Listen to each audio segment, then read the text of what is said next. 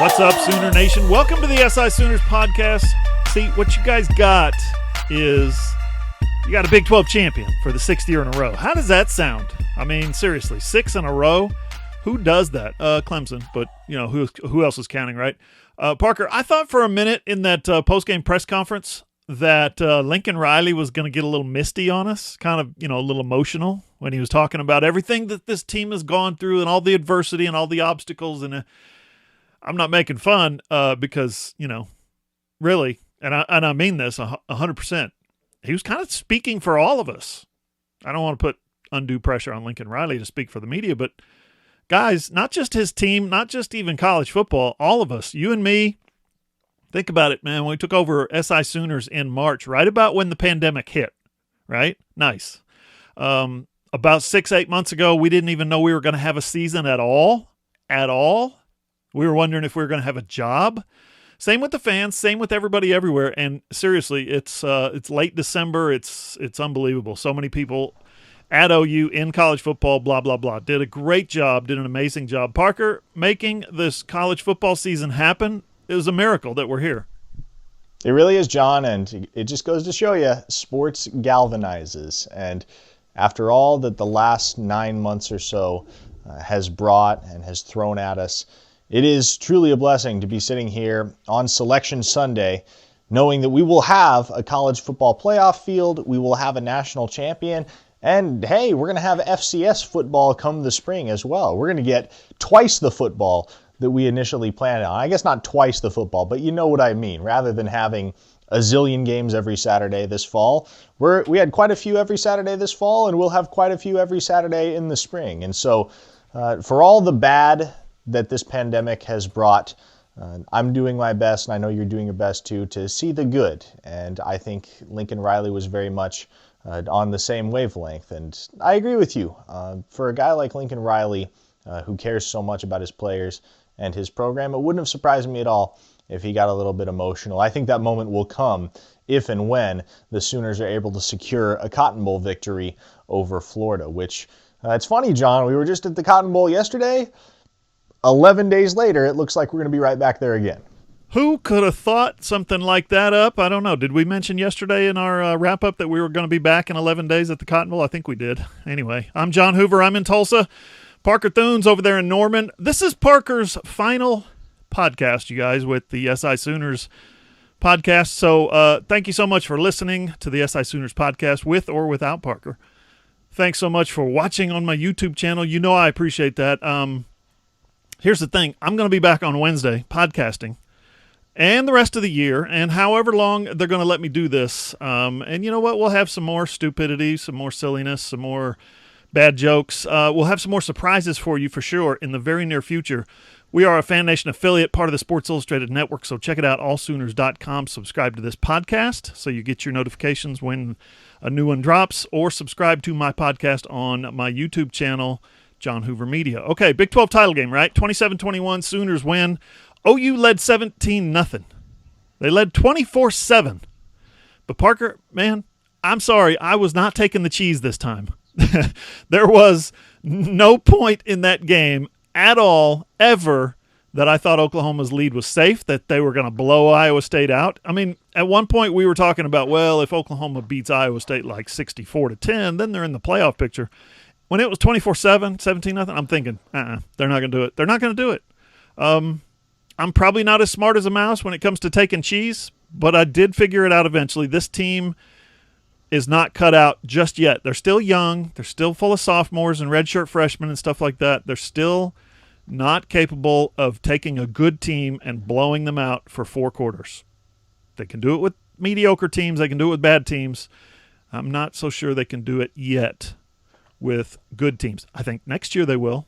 But anyway, Parker, let's break it down. I want to give out a couple of report cards real quick. Defensive line, A+. Easy. Spencer Rattler, you know what? A+. Marvin Mims, A+. How much better can you be as a freshman than 100 yards receiving in the championship game? Ramondre Stevenson, A, I thought was pretty good. Offensive line, B-, kind of barely avoided a C. Linebackers were good, maybe a B. Defensive backs were probably a B+. Gave up some catches, but also had 3 interceptions, especially Trey Norwood, who gets an A+. He set the curve for his guys. He started for Buki Radley-Hiles. You know what? They're going to pick on your shortest guy, so you replace him with one of your 6-footers, one of your tall guys. And he out-jumped Charlie Kohler in the end zone for a meaningful, hugely important interception. So you know who else gets an A? A+, Alex Grinch. Man, for making that move, that was huge. Let me think. Gabe Burkich, B+. I'll go with that. Made a long one, but missed an easy one. Reese Munshaw, A+. How about that? And Chandler Morris gets my final A+ of the day. Parker, how'd I do?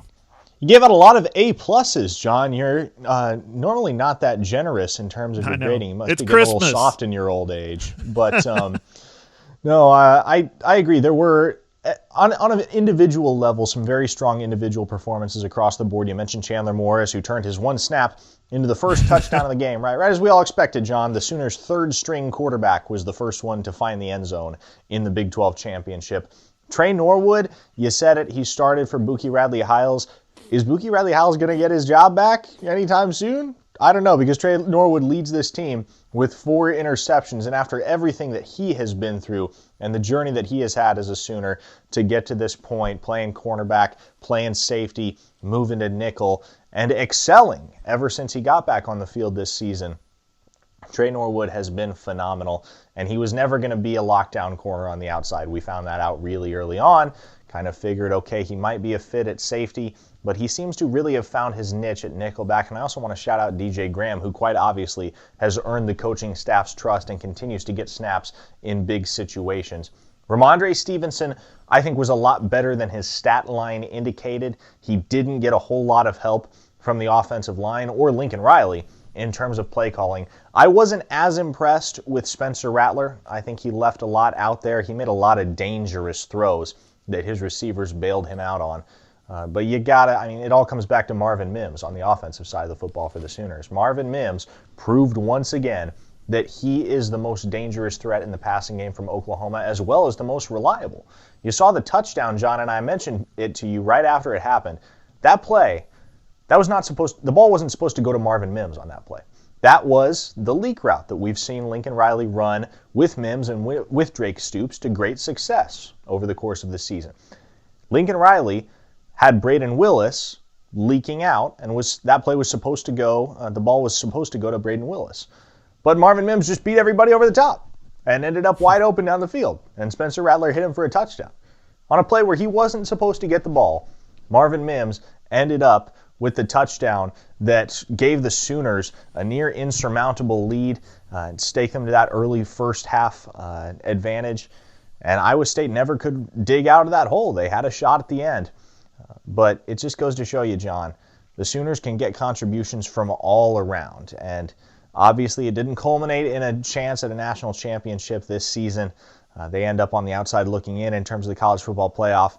But with as many guys chipped in with those meaningful contributions this season for Oklahoma, this is going to be a dangerous team come 2021, especially with this freshman class that they're adding. Up next on the SI Sooners podcast, the transfer portal giveth and the transfer portal taketh away. Trade Pros Heat and Air in Oklahoma City. Whether you just need service or a mini split for your home office, studio, or man cave, or if you're finally ready to upgrade to a more efficient train system for your entire home, get a free estimate from Trade Pros for all your heating and air needs. Trade Pros earned a Best of 2020 award from Home Advisor and has nothing but 5-star reviews on Google. Go to TradeProsOKC.com or call 405-675-0176 or just book your appointment on Facebook. Trade Pros, that's one word, Trade Pros Heat and Air.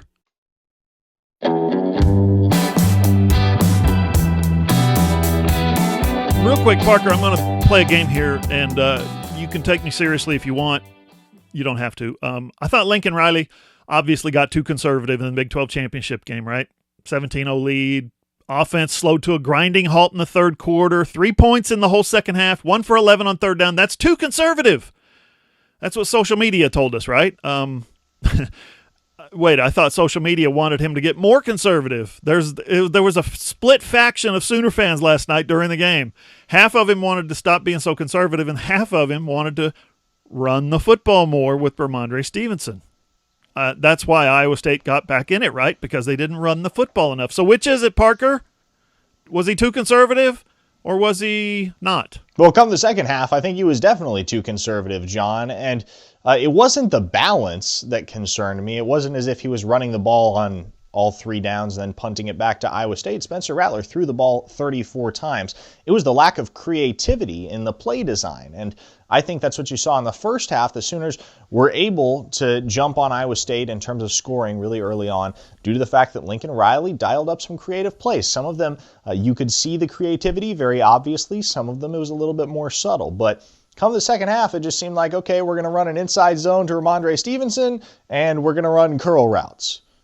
What kind of recipe is that, John? What are you trying to do? What is Lincoln Riley trying to do with that against a really good Iowa State football team that was not going to let you bury them, right? And this is not the kind of team like Kansas or Baylor or Oklahoma State even. That's not that caliber of a football team that's simply going to lay down and die and let you dominate them once you jump out to that big lead. Iowa State proved that the first time around in Ames when they overcame a double-digit deficit to beat the Sooners 37-30.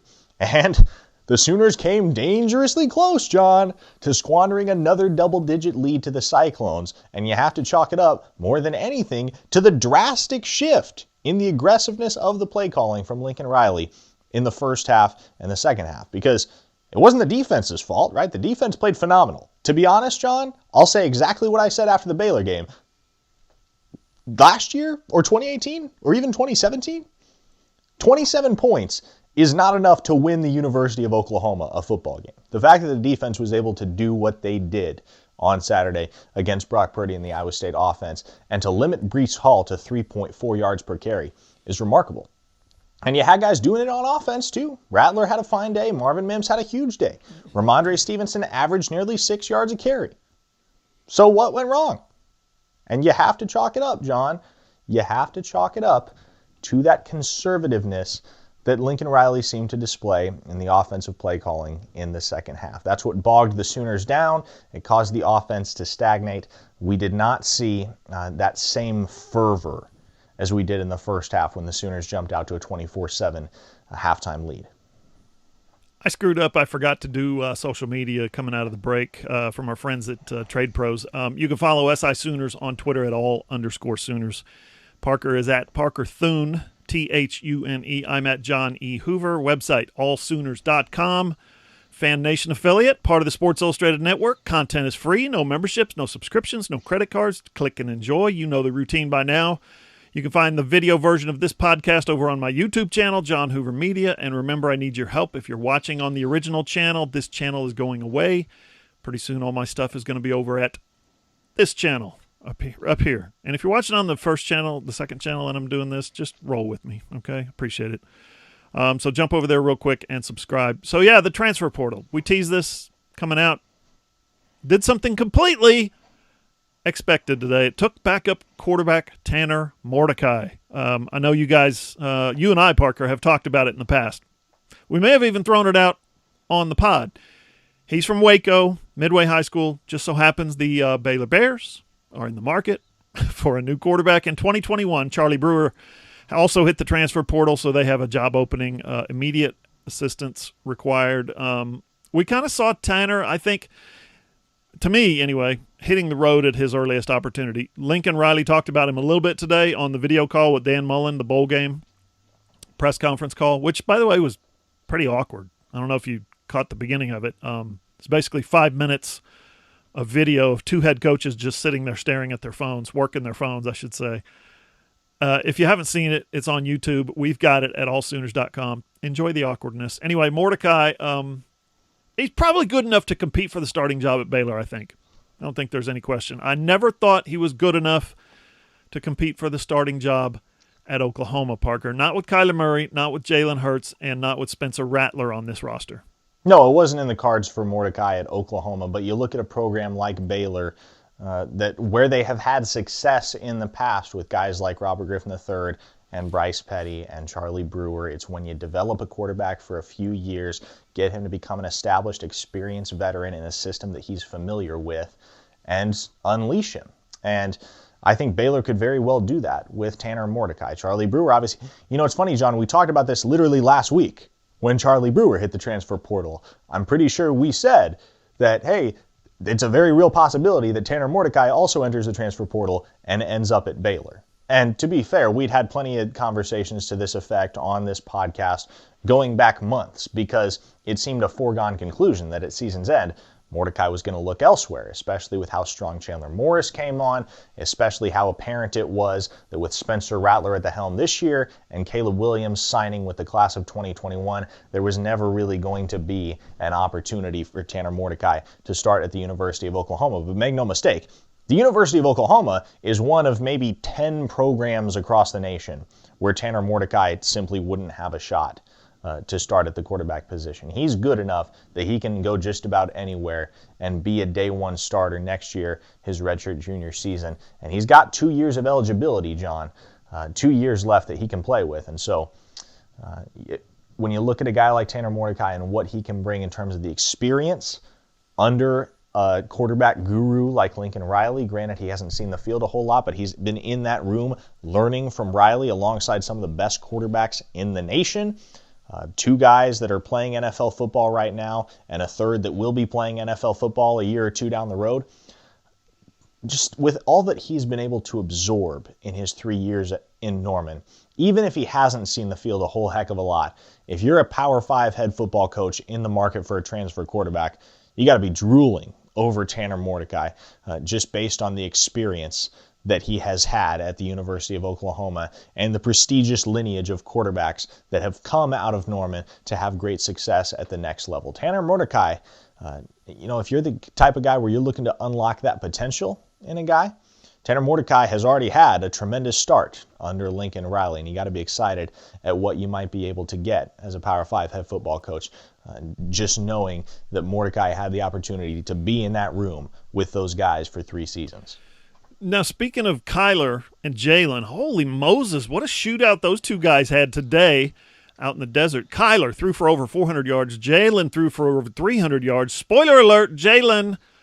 I'm kidding. I'm team no spoilers in case you DVR'd the game. Jalen was throwing the ball into the end zone at the end of the game. You're going to want to see it. Trust me. Stick around to the end.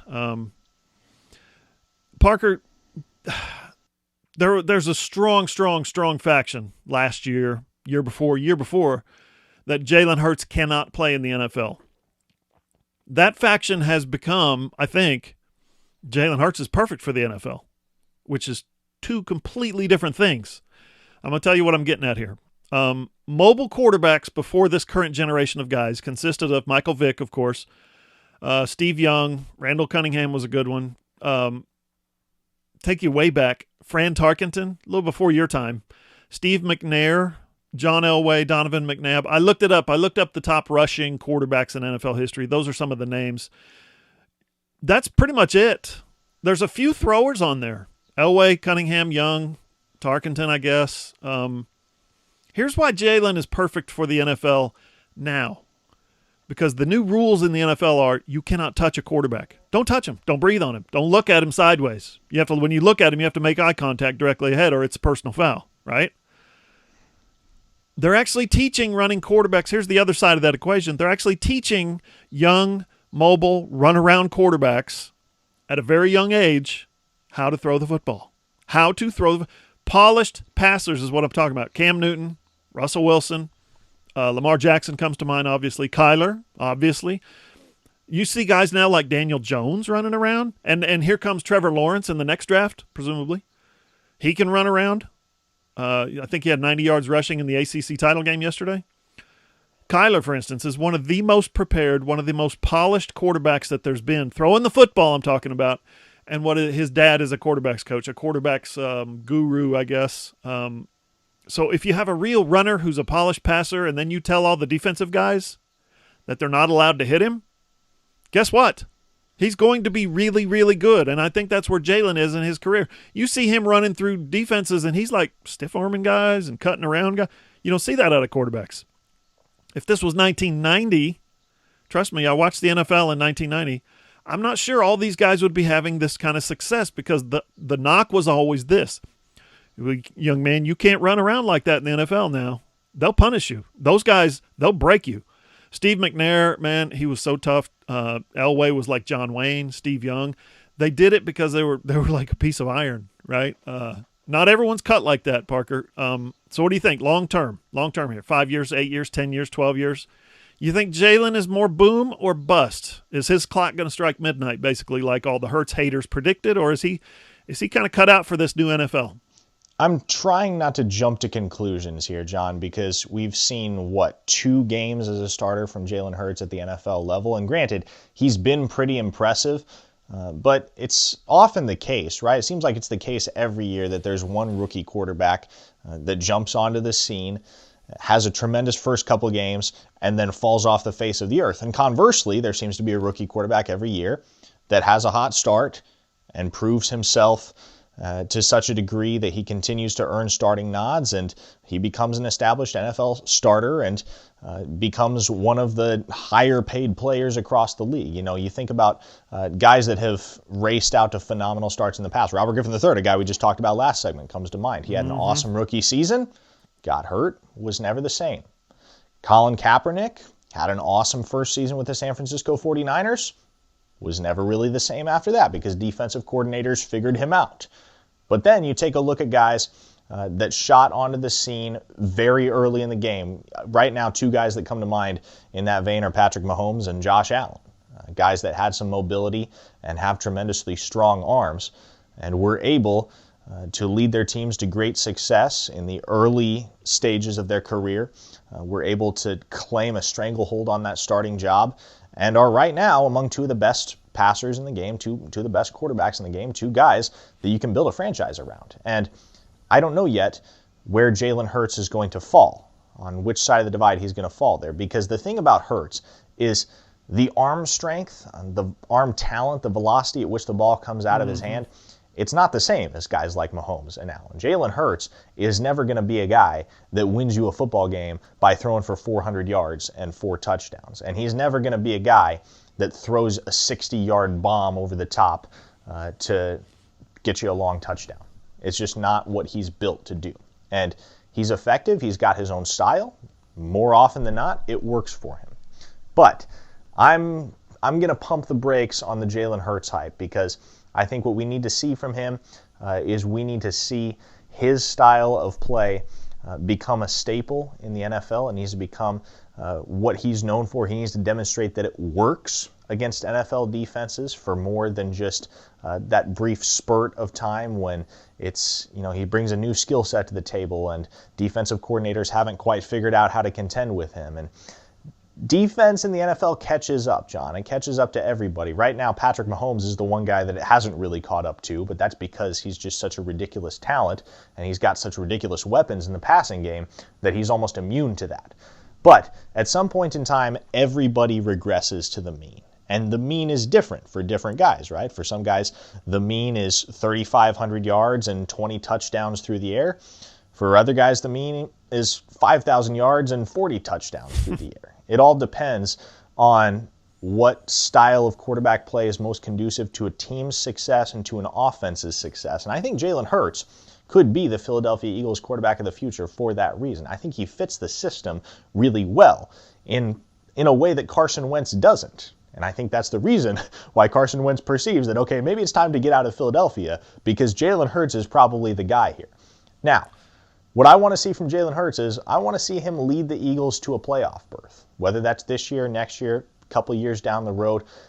Demonstrate to me and to the rest of the world that the way you play quarterback at the NFL level is going to produce greater success than simply individual achievements and accolades, that you can win football games, that you can put your team in position to play in January and potentially play for a conference championship or a Super Bowl via your play at the quarterback position. And so for me, it's less about what Jalen Hurts is doing in the here and now and more about how he develops under Doug Peterson, who is a former quarterback. He's a quarterback guy. If there's one guy that you want a young quarterback learning under, it's a guy like Doug Peterson who's been there before. And so I'm not drawing any conclusions on Jalen Hurts just yet.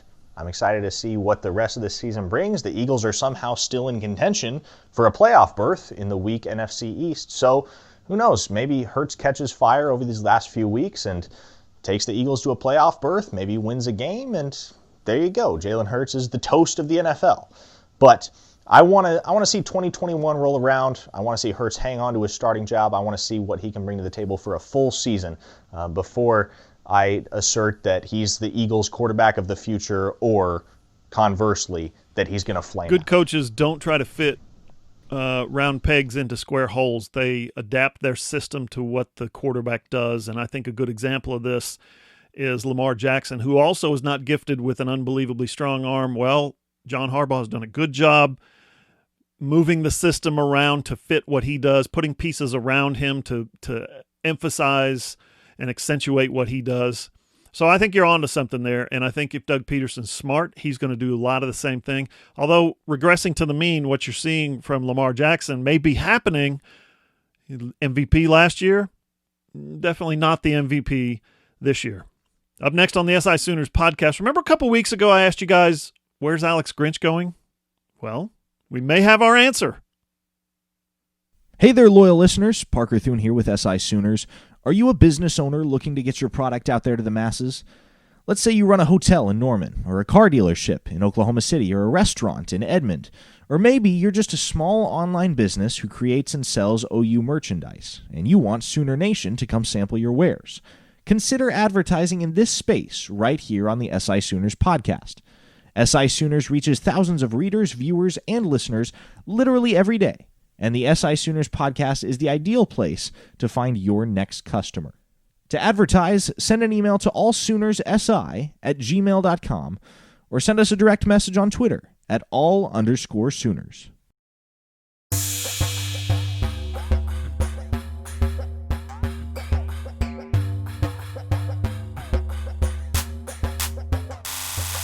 Final segment of the SI Sooners podcast. You know what? We've gone 25, 26, 27 minutes. We forgot to say something important, Parker. I forgot to say something important. OU's playing Florida in the Cotton Bowl. I think we said Cotton Bowl. I think we mentioned Dan Mullen. I don't know if we said OU's playing Florida. The Gators, 8-2 regular season, looked like they were going to get the brakes beat off them last night in the SEC title game. They rallied back. They got a little grit. Kyle Trask leads the nation in passing. I don't know. I like this Florida team. But yeah, they're the Sooners, Gators. They've played once before, and you all know when it was. It was 2008, at the end of the 2008 season. Timmy Tebow versus Sam Bradford didn't go your way. We'll talk more about that in some more later future podcasts. Right now, Parker, WildcatAuthority.com is a website that covers the University of Arizona sports.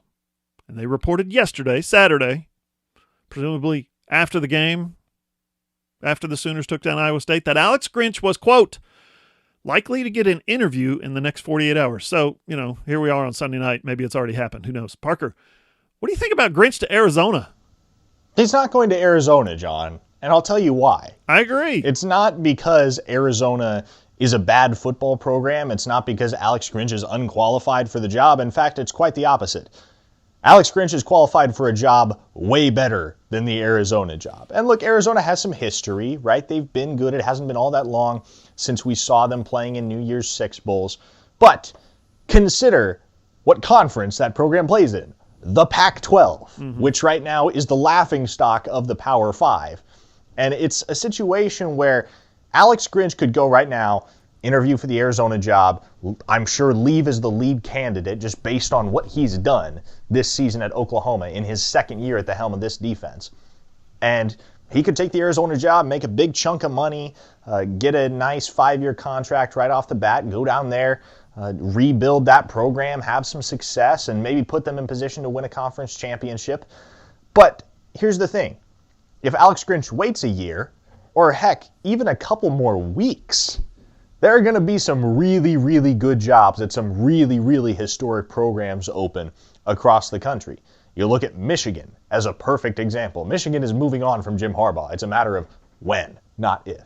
And there are going to be plenty of opportunities like that later this year and next season when the coaching carousel rolls around yet again. And Make no mistake, right now, Alex Grinch is one of the hottest names on that coaching carousel. He's going to pretty much be in the catbird seat. He's going to have his pick of the litter. To a lesser degree, he's going to be in the situation that Urban Meyer was in with the University of Texas about a month ago. Alex Grinch is going to have his choice. He's going to be turning people down. I can guarantee you that. There are going to be multiple teams, both this offseason and next, that want to interview Alex Grinch for a head coaching position. I've said it before, I'll say it again, John. Alex Grinch is moving on from the University of Oklahoma. If you're counting on him being Oklahoma's defensive coordinator anywhere beyond 2021, that's unrealistic, because this guy is a future head coach. He's got that tenacity, he's got that natural leadership capability, and he's a guy that I think a lot of people, not just you and I, John, look at Alex Grinch and say, okay, that guy has what it takes to be a really successful head coach at the FBS level. And what he's doing right now at Oklahoma is great, and he's enjoying it, and he obviously loves the program, and his players love him. But there's going to come a time when there's a greater calling for Alex Grinch in the college football realm. Yeah, he wouldn't be the first OU defensive coordinator to take the Arizona head coaching job, right? Mike Stoops took it, failed. Rich Rodriguez came in behind him as like the hottest from West Virginia, the hottest coach in America, the new run system, the new low option system that they had. Man, what an offense that was. He didn't do very good before he took the Michigan job. So, you know, if you think about it, listen, and then Kevin Sumlin, of course, another former Sooner coordinator. I think he was passing game coordinator under Kevin Wilson. He came from A&M, came from Houston, was at OU for a few years. He got fired this year, just last week. They go 0-5 this year. They got beat 70-7 by Arizona State. Sumlin gets fired. You know what? I looked it up. They've had a winning record once in the last 5 years. Their only 10-win season in the last 22 years was 10-4 in 2014. This is not a good program, not even by really Pac-12 standards. I think if Alex Grinch wants a head coaching job, I think he can be a defensive coordinator at Oklahoma for another year, keep that upward trajectory going, and get a lot better job in the immediate future than Arizona. Any more thoughts about the Big 12 title game? Anything we didn't get to that you wanted to hit on? Well, I'll tell you what, John. I'll say this. Watching that game yesterday and realizing that Iowa State of all programs, and seeing it with my own eyes that the Cyclones were on the opposite sideline from Oklahoma, a team that's been in the Big 12 championship each of the last 4 years since its reinception.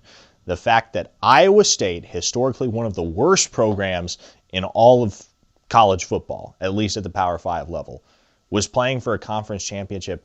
Man, I have so much respect for Matt Campbell. And like Alex Grinch, that's a guy that's not going to be at his current gig for very much longer. There's going to come a time at which there are some big programs with big vacancies that are going to come for Matt Campbell and come requesting his services from the Iowa State Cyclones. And here's the thing, John. I think there are coaches that are successful at the collegiate level, and there are coaches that are successful at the professional level, and there's some overlap there. And there's definitely a lot of coaches whose success is limited exclusively to the collegiate level, and there are some coaches whose success is limited exclusively to the professional level. You look at Nick Saban, for instance, who washed out as head coach of the Miami Dolphins after one season and promptly went to Alabama and built the biggest dynasty that college football has seen in decades. So there's something to be said for guys that can do both, that can coach at both levels successfully. It's very rare that you see a guy have success at both the collegiate and the professional level. But Alex Grinch and Matt Campbell are two guys that I think could do that. I think there's an NFL future for both of them. I don't know how far down the road that is. I would imagine that Campbell, for sure, is going to be in talks with some NFL teams once the NFL season comes to an end, and there are inevitably a few vacancies here and there. Campbell's going to be one of those guys that NFL teams are reaching out to. And I think down the line you're going to see the same with Grinch. I don't know if it comes this offseason or next, but much as we've seen with Lincoln Riley, there will be NFL teams that take a look at what Matt Campbell has done at Iowa State, and they will take a look at what Alex Grinch has done at Oklahoma and what he will do at whatever program comes next for him. And they'll say, I think we can make this guy the head of our organization, and I'm pretty sure he can lead us to some pretty phenomenal success. And to be honest, we saw it just last year with Matt Rule. Matt Rule made the jump from Baylor after 3 seasons to head coach of the Carolina Panthers. And the Panthers haven't been half bad. They're rebuilding, obviously. They've got some pieces to put together. But Matt Rule is a guy that I think if you watch him, I think if you get to know him and you witness the leadership qualities and the intangibles that he brings to the coaching profession, it makes sense, right? It makes sense that he's a guy, and you kind of look at him and naturally think, yeah, he could be an NFL head coach. It's not always the case for these guys. For instance, I mean, take a look at Mac Brown. Nobody's looking at Mac Brown and saying, yeah, that guy could be an NFL coach. He's going to be, and has been, and will be at the University of North Carolina, will be successful as a collegiate coach. But he's not the type of guy that you look at and say, he's got an NFL future as a coach. Alex Grinch and Matt Campbell, I think, are two of the guys at the collegiate level right now that I perceive as coaches that could take their game and could take their scheme and take their philosophies and their talents as coaches to the next level. I think you keep hearing these Matt Campbell to Michigan. One of these days Notre Dame's going to come calling. I think that's short-sighted. I think he's a legit NFL coach. The question I would have is, he gets guys who are young and impressionable to play his style of football, his brand of, responsibility and accountability. He's slow and deliberate about the way he talks and expresses himself. I don't know if that's going to fly in the NFL. I just don't know. There's not a ton of those guys that have success. Parker, what about opt-outs for the bowl game? I think a few guys have a chance to do this. I think Ronnie Perkins is one of them. I think Perion Winfrey is one of them. I think Ramondre Stevenson might be one of them. Trey Brown might be the most likely. What they talk about, what those guys talk about, and we've heard Perkins say it actually, is that he needs to get more film. He needs to get more games on tape so the NFL will draft him high. Okay, that's pretty smart. But Trey Brown's got plenty of tape, and he's going to test. You see him run? He's going to test like a wild man when he works out at his combine or his pro day. Anybody else come out or jump out at you as guys who might miss this bowl game? I don't think Perkins is going to miss it, John. I don't think Stevenson will. I don't think Winfrey will. And to be honest, I don't think Trey Brown will either. I look at one guy that I think might, and that's Creed Humphrey, just given the fact that, that man essentially has cemented his spot as a first-round NFL draft pick. And obviously we don't know how he'll perform at the combine, if he'll perform at the combine, if there even will be a combine. But Creed Humphrey is the one guy that I can see saying, okay, I'm going to skip the bowl game. It doesn't matter all that much for me long term, and I'll head off and prepare for the NFL draft, especially given the fact that he just graduated. But I just don't get the sense, John, I don't get the vibes from any of those guys that they are willing to walk away at this point in this season after Oklahoma has strung together 7 wins and built some real momentum heading into bowl season. Here's the other thing. They're playing an SEC opponent. And for all the smack that Oklahoma has heard about how the SEC is far and away the best conference in football and how defense actually gets played in the SEC, well, take a look at what happened yesterday, John. The final score of the SEC championship was 52-46. The final score of the Big 12 championship, on the other hand, was 27-21. So, right now, I think there's a very legitimate argument that Oklahoma has a better defense than a lot of those SEC programs, and I think Oklahoma is probably eager to go out and put that to the test against the top passing offense statistically in the nation, John. And so I think there's some added motivation there that maybe we're not quite cognizant of quite yet. But once we talk to these guys when Cotton Bowl media days roll around, I think we're going to start to get the sense that there is something to prove here. That it's not just about winning a bowl game. It's not just about seeing that confetti come down and holding the trophy in AT&T Stadium 10 days from today. It's about proving that you can hang with the big boys and about proving that the SEC is not as far above the rest of the college football field as maybe the public perception is. Oklahoma right now is playing defense just about as well as any program in the country. But it hasn't really changed the narrative. At least I don't feel like it has, John. And a bowl victory over Florida could help start to change that narrative. Maybe. You might be right. I'm going to disagree with you on Creed. I think Creed is the guy that comes back. Creed came back last year. Creed came back this year. He's had a chance to opt out this year. He's not going anywhere. I think he is as bought in. He just tweeted, "I love this program. I love these guys." I think he is as bought in as any Sooner we've seen in the last, probably since Gerald McCoy. A future NFL star, and he's like, "Nah, I'm good. I'm staying in college." But those other guys, you start flashing that draft stock in front of them, especially with the film that some of them have put up this year. I have to wait and see. All right, you guys, listen, this is Parker's last show, so hit him up on social media and let him know how you feel about him, right? Can you do that for me? But not you, Gerald. Leave the poor kid alone, okay? Listen to the SI Sooners podcast on iTunes, Spotify, Google, iHeart, wherever you get your podcasts, or on your Amazon-enabled device, just say, "Alexa, play the SI Sooners podcast." If you go to allsooners.com, you can click on the player, and you can listen on your phone, your tablet, your computer. You can always watch the video version wherever you want on my YouTube channel, John Hoover Media. John, can I say something? Yeah, Parker, of course. Okay. Since it is my last episode, I just want to say it has been an absolute pleasure to do this podcast alongside John and to work alongside him over the last 9 months. You can follow all of my exploits over on OU Insider on 24/7 Sports. So if you like the stuff that I do, stay up to date. I'll be posting it all over my social media, and you can follow OU Insider at 247sports.com for all of that content. But here's what I will say. John is a tremendous man, tremendous journalist. There are few in this industry that work as hard as he does to give you the quality content that you as Sooner Nation and fans of the University of Oklahoma want and demand. And so please continue to read his stuff, support him, watch the video version of the podcast over on his YouTube channel, because I tell you what, folks, there are not that many people out there that will give you content that rivals that of John Hoover's. So even though it is my last episode, if there's one thing that I can offer before I sign off forever from the SI Sooners podcast, continue to read, watch, and listen to John Hoover. That is all. Couldn't have said it any better myself. Appreciate it, Parker. For Parker Thune, I'm John Hoover. See you guys.